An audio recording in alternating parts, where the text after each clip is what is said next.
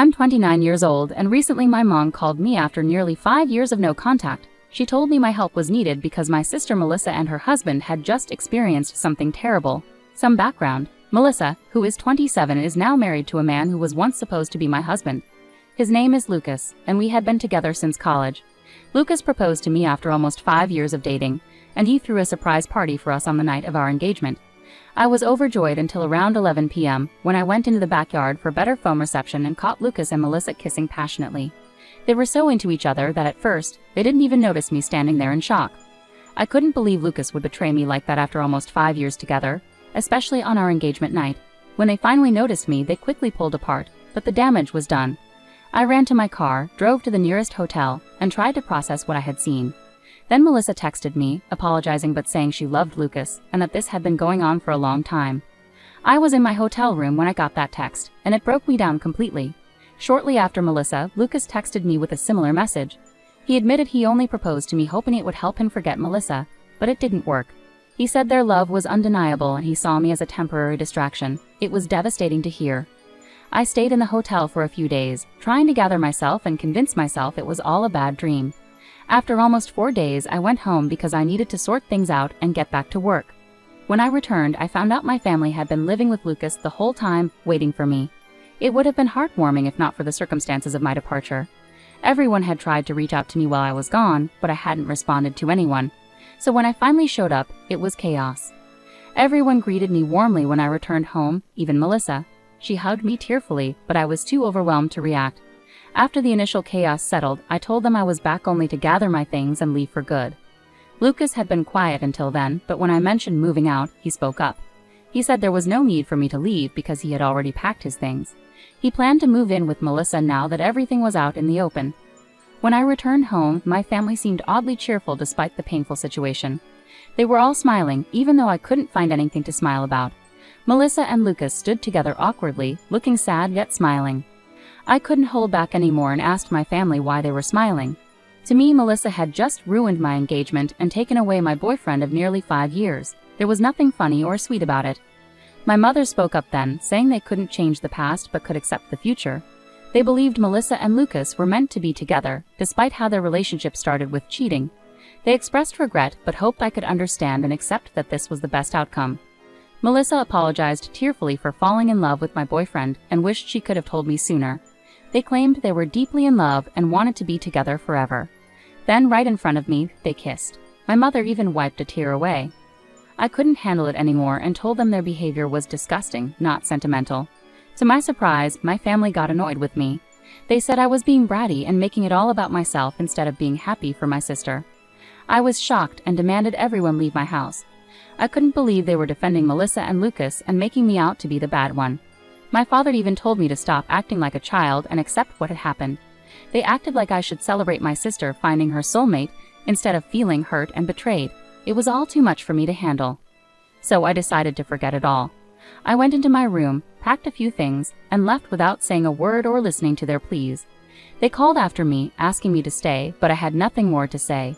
It was painfully obvious that they cared more about Melissa's happiness than about me or what was fair.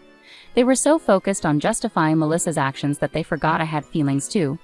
After that day, my family tried reaching out to me multiple times, but I ignored them because I didn't feel they deserved a response. A few weeks later, I received an invitation to Melissa and Lucas's wedding, which I declined. Many of our mutual friends also declined in support of me, and some relatives distanced themselves from my family after learning how they treated me. It's been 5 years now, and I've mostly cut them out of my life completely.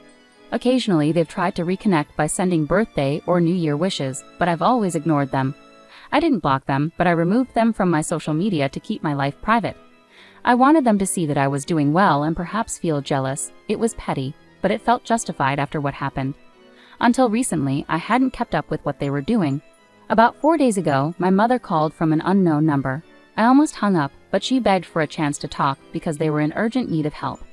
I agreed to talk to her briefly because she sounded genuinely distressed, and I couldn't ignore her in that moment. She explained that Melissa and Lucas had started their own business a few years ago, but it was failing miserably. Their investors were pulling out because the business wasn't making any profit. They tried borrowing more money, but that only worsened their financial situation. Now they were drowning in debt and being chased by loan sharks. Everyone from their employees to their investors and lenders was pressuring them. My mother knew I lived a comfortable life and was desperate, so she turned to me as a last hope. She begged me to loan Melissa and Lucas around $75,000 to help them clear their debts. So my mother was asking for help on behalf of Melissa and Lucas. I questioned why Melissa herself didn't reach out and why my mother was acting as a messenger. She explained that Melissa and Lucas didn't want her to involve me directly, likely because of what happened 5 years ago. Melissa wasn't ready to accept help from me, but my mother didn't know anyone else who could provide such a large sum quickly. Months had passed and Melissa and Lucas were struggling to make ends meet. My parents and even Lucas's family were doing all they could to support them, but it wasn't enough. Everyone had to think about their own financial security, especially since most in our family were retired, including Lucas's parents. With no other options, my mother called me for help. I could afford to help them, but I didn't want to. Melissa was right not to ask me directly for help. After what they did, they lost any right to make demands from me. I told my mother I couldn't and wouldn't help Melissa and Lucas. She was upset and said I was being cruel, urging me to think about our family. I pointed out that Melissa and Lucas hadn't thought about me during their affair, and our family hadn't considered me when supporting them. I had worked hard for my current position and wasn't going to give $75,000 to people who didn't deserve it. My mother started crying, accusing me of being selfish. She warned that Melissa and Lucas would face serious trouble without my help. I replied that I couldn't change my mind and ended the call. Since then, my mom has been texting me nonstop, begging me to change my mind and help my sister. She says I shouldn't seek revenge and that Melissa's situation is dire. If I don't help now, I might regret it later. It's really overwhelming, and I don't know how to respond without feeling like the bad guy. Am I wrong for not wanting to financially support my sister after she stole my fiancé 5 years ago? Update. So I finally decided to block my family. I should have done it years ago, but I kept them around partly so they could see what I was up to and partly out of fear that I might regret cutting them off if something bad happened to them. Now I realize I don't care anymore. Refusing to help my sister financially isn't about being petty, it's practical. They've already wasted a lot of money, and even if I gave them $75,000 now, I doubt they could pay it back. It's a substantial sum, and even with my resources, it's not something I can give away without expecting repayment. If it were a close friend, I'd expect the same. I talked to some friends about it, and they agreed that not giving them money was the right call. It's not about revenge, but about being realistic. Now that I've blocked my mother, I don't have to deal with her trying to guilt-trip me anymore, so I feel relieved. Update 2. Hey everyone, something major happened today. While I was at work, my neighbor called to say there was a couple outside my house causing a scene and demanding to talk to me. They'd been at it for about an hour. Reluctant to leave work, I asked my neighbor to describe them. Deep down, I already knew who it was. She described them, and it was confirmed. They were Melissa and Lucas waiting for me at home.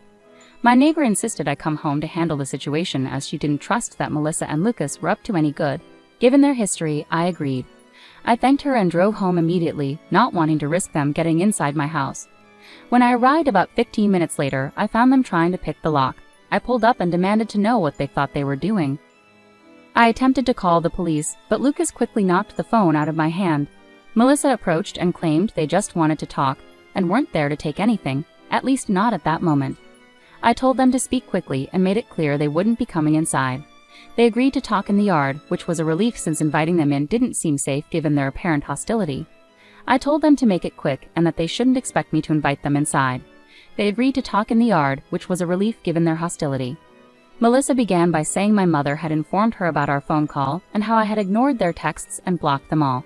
She accused me of being unfair, saying it had been 5 years and I should be over it by now. She claimed I was acting out for attention and said she felt insulted by my refusal to help them. That's why she was there to talk. Melissa explained that she had managed to get the money for now by selling their house and jewelry, but there was a strong chance she might need more in the future. She wanted to ensure she could rely on me for help if needed. I told her that no, she couldn't count on me for anything because I hated her and her husband with a passion. I was so angry that I said it was taking a lot of restraint not to hit her, so they should leave. Lucas then demanded I sign a document promising to give them money in the future. I told them they were insane if they thought they could manipulate me into signing anything under pressure. I demanded they get out, but Melissa pushed me and said I owed them because they were family.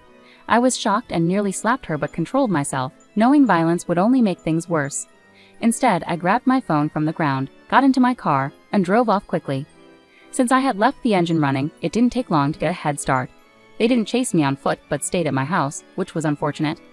As soon as I was a safe distance away, I called the police and explained the situation. I then drove back home, arriving just before the police did. Within 20 minutes, I told them everything, and they arrested Melissa and Lucas. I knew the charges weren't severe, so they'd probably get off easily, but at least they were taken away, and I didn't have to deal with them anymore. It's been a few hours and I haven't heard from anyone in my family. I expected at least one of them to try contacting me from a different number, but they haven't. Maybe they'd given up on trying to get under my skin, or they're waiting for things to calm down before reaching out again. Either way, it's been strangely quiet. Update 3. Hi everyone. So the last update was about a week ago. I had started to believe that my family would leave me alone after I called the cops on Melissa and Lucas, but I was wrong. This time it was my parents who showed up at my house, asking to speak to me. This happened yesterday and they seemed a lot less arrogant than Melissa and Lucas, so I let them in.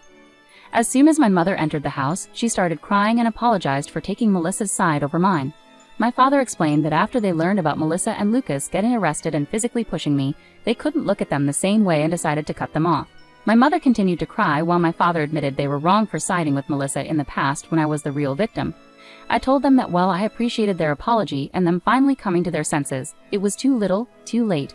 I was now used to living my life on my own terms and didn't want to go back to putting my family before myself. So even though I appreciated their visit and apology, I couldn't promise to work on our relationship.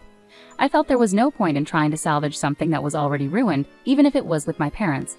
They tried to convince me that we could fix things if we wanted to, but that was the problem. I didn't want to anymore. I just wanted to be by myself. I told them I respected their efforts, but I was done. They seemed a bit disappointed, but eventually they left and asked if I could at least unblock them so we could keep in touch. I have unblocked my parents, which feels weird, but that's it.